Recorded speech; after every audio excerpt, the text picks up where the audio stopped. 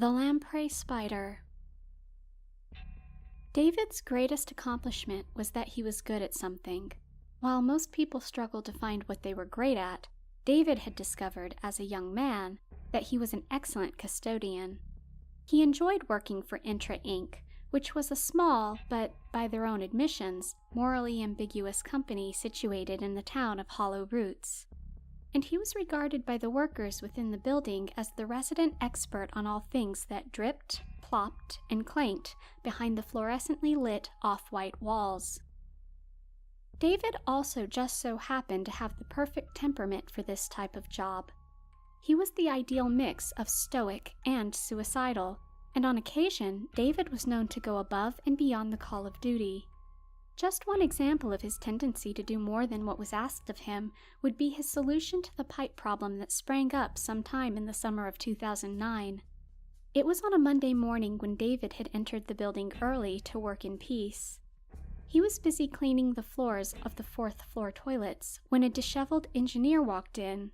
He was tired, and it was not uncommon for the researchers to stay overnight. So David just waved politely, and the man waved back. David continued cleaning up when he suddenly heard a tremendous and furious noise comparable to a garbage disposal being fed a 200-pound steak.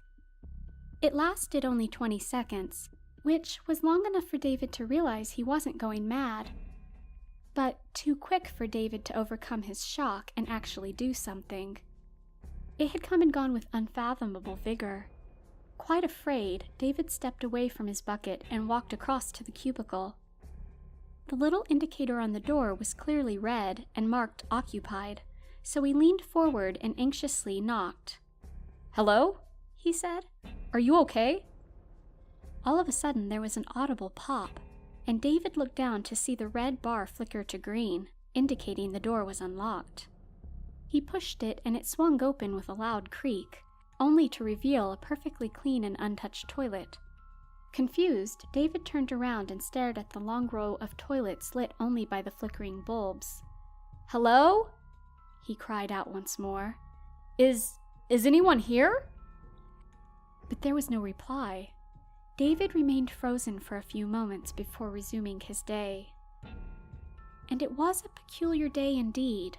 Sinks were broken, the taps spurted brown liquid, many people reported strange and unpleasant noises coming from the walls, and one executive came back from a meeting to discover that her entire office had been flooded with shit. This was a particularly vexing problem for David, since she did not have a private bathroom anywhere near her office. Still, he was content to rush from place to place, desperately struggling to make people happy while calling for numerous cleanup teams. One person he tried to make happy was Victoria. She was a pretty young woman who worked in human resources and was inclined to occasionally borrow from David either a cigarette or a lighter. She caught him in one corridor as he rushed from room to room and called out to him as he trotted past.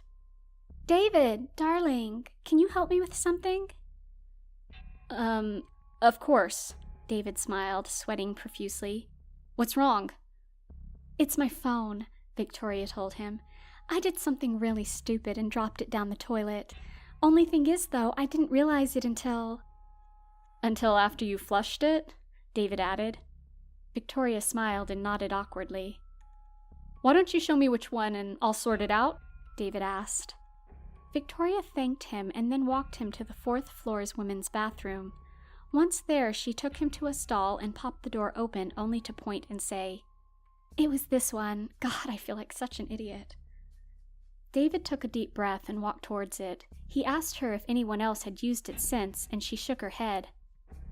"Okay," he said to her. "Give me a minute, and I'll look and see if I have the right kit on me to take a better look." David knelt down by his bag, facing away from the stall and Victoria, and began to rummage away between the spanners and wrenches. And of course the company-issued grenade that had been handed out after the water cooler incident. David paused for a second as his hand rolled over it and remembered the last time he had been forced to use it, and felt the hairs on the back of his neck rise up. Lost in these thoughts, he was startled to hear, "Oh, that's odd," spoken by Victoria behind him. David, sweating and exhausted, merely grunted in acknowledgement and continued to search through his bag when there was a sudden and horrifically familiar noise. David's heart sank, and he turned around in time to see Victoria crying and screaming, with a pink and flushed face clamped between her ankles. She had been folded haphazardly, hips first, into the bowl, and as she reached across, writhing in agony with bloodshot eyes that began to bulge, desperately crying for help, David heard her ribs crack from the pressure. He fumbled upwards and ran towards the toilet only for the door to slam shut with such force that it sent him flying by a few feet. David, relentless in his desperation, struggled back upright as quickly as he could, but as he ran towards the shut door, he heard the pop of the lock once more. He stopped dead in his tracks and anxiously looked down to see it was green. Nervously, he gave the door a push and saw it swing open, only to reveal the spotless and perfectly clean porcelain bowl of the toilet. For a moment, he was inclined to simply think he had gone mad, but as he shuffled about and leaned against the door to support his shaking legs, he noticed a small plastic hairpin laying on the floor. He picked it up and stared at it for a moment or two when all of a sudden there was another interruption. "David!" screamed his boss, Angela. "Stop sniffing the fucking seats and get out here!" David fumbled for a moment before pocketing the clip and resuming his day, quite clearly in a state of shock. "David!" Angela barked as soon as he was in sight. "How the fuck are my boys down in R&D meant to do their research when nothing works?" I don't," David stuttered. "Exactly," Angela cried. "You don't know shit, monkey man. That's why they have to go through me. Go speak to Ryan. He'll tell you what and where." "Now!" she huffed. "I need a shit." Angela pushed past David, smacking him up against the wall, and began to walk towards the woman's bathroom. Angela," David mumbled. "What the fuck is it, David?" she snapped. Nothing," he stuttered. "Inbred peasant," Angela snarled before entering the bathroom. David promptly picked up his toolkit and began to run towards the elevator. It was not too long before he had been shooed through the complicated security procedures that were demanded from those entering the R&D sub-basement, and was met by Ryan, the friendly and occasionally condescending head researcher. "Hi, Dave." Ryan smiled while sweating nervously. "It's through here." David had no time at all to reply, as he was quickly grabbed at the elbows by two colossal men in awfully intimidating hazmat suits. They picked him up and shuffled him towards a large steel door and then placed him down. With perfect coordination, they proceeded to step forward and open the vault-like door via the separate wheels on either side.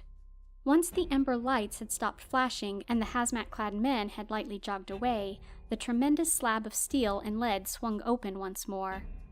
"It's in there, Dave," Ryan said through the intercom.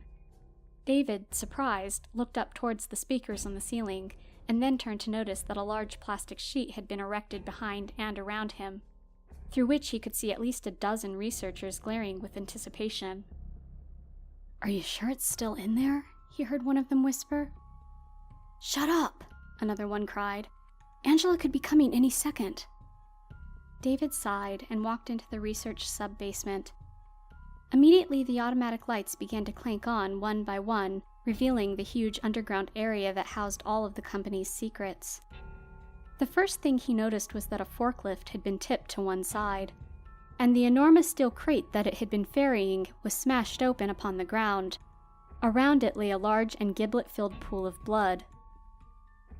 "Don't worry about that, Dave," the intercom buzzed. It's part of our food initiative. Soup, believe it or not." David looked down at the pool of viscous matter and curiously recoiled as he noticed a single eyeball float towards the top. Groaning with disgust, he stepped away and looked around the speakers, which addressed him and shouted, "What am I doing?" "Just keep walking. You'll find it," the ceiling buzzed. David rolled his eyes and kept walking through the building. During this time, he took the liberty to poke and prod at the large array of strange and wonderful machines that were part of whatever it was his company did. There were glowing things, buzzing things, and floating things as well. Some of them were labeled with relatively mundane names such as Remote Binocular Enucleator or Balloon Wine, while others were a tad more idiosyncratic. David took particular umbrage with what initially appeared to be a baseball bat covered in thick glowing cables that gave off an audible hiss, but which bore the name Marital Aid. David could only attribute such an invention to the loneliness of the R&D workers, so he continued until he finally came around one particular shelf. There, he noticed another large steel crate that was identical to the one which lay torn asunder near the entrance. David walked over to it and read the label on the side. Subject 189613, he said aloud. Serapita Ixodidae, aka the Lamprey spider. Extremely dangerous. Do not expose to water. What on earth? David muttered. Wait! The intercom buzzed. What are you looking at? Don't! No, no! Hey guys, he shouted back. Come on, there's nothing here. What do you want? Just keep looking, the intercom cried. But don't read anything. Fuck this, David shrugged and began to walk back out of the warehouse. As he approached the toppled forklift and the massive bungled crate, he saw the viscous puddle of blood and gore lay along the familiar crease in the floor. Curious, he walked over to a nearby wall and picked up a large solid broom, which he then used to brush the gore and blood away from the crease. It was sent spattering across the clean and dusty concrete floor, only to reveal a smashed and mangled drain below. Oh, Ryan? David cried, ready to announce his discovery. You're still alive? The intercom buzzed. My God! What is it you found?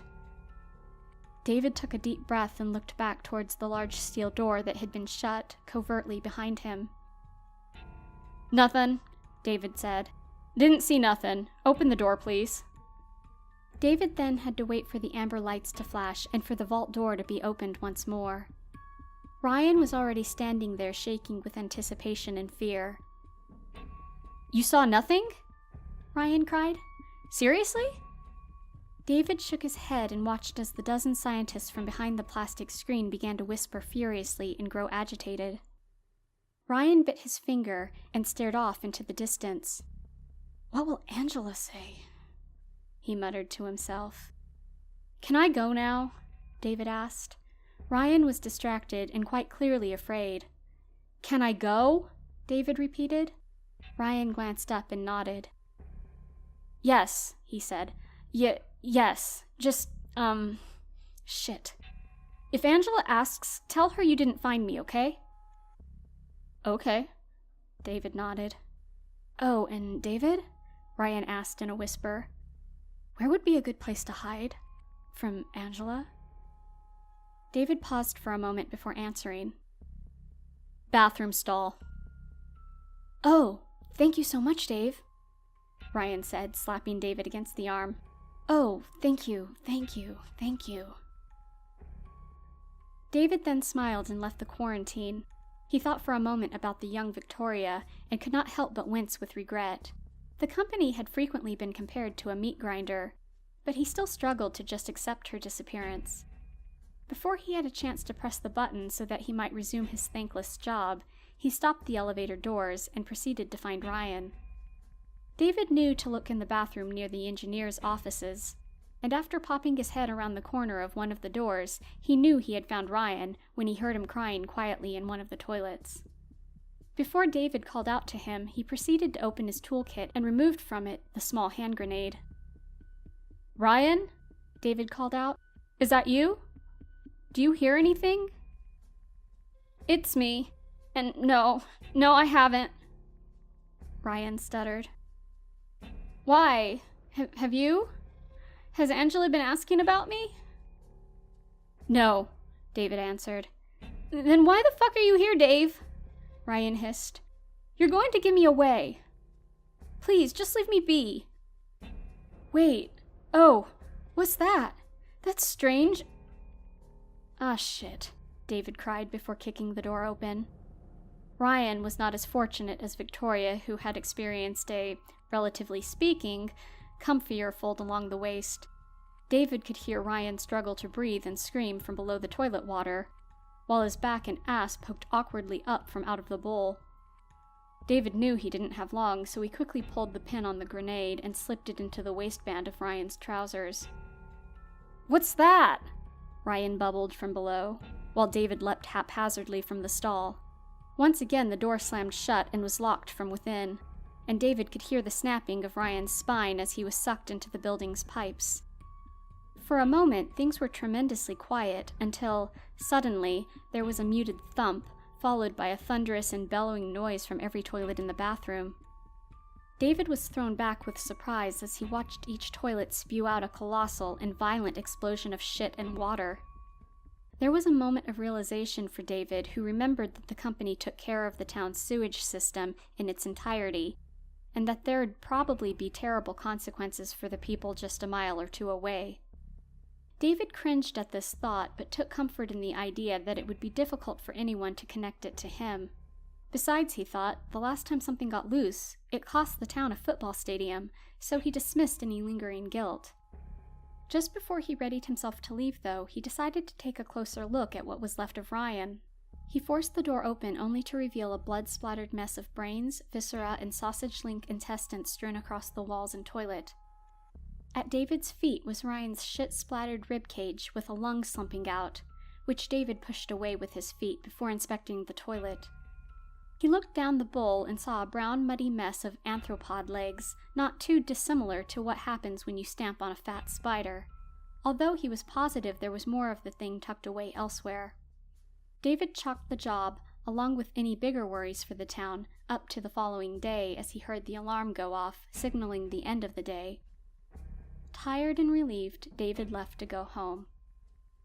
By the time David had reached his house, he felt a little bit of guilt as he had been forced to drive past an array of damaged buildings and drenched, quivering citizens. He was most put off by the sight of a manhole cover lodged into the wall of a nearby shop. Once again, David thought heavily about what he knew was right and put any concerns out of his head as he rolled into his driveway. "Long day?" his wife asked when he entered the house.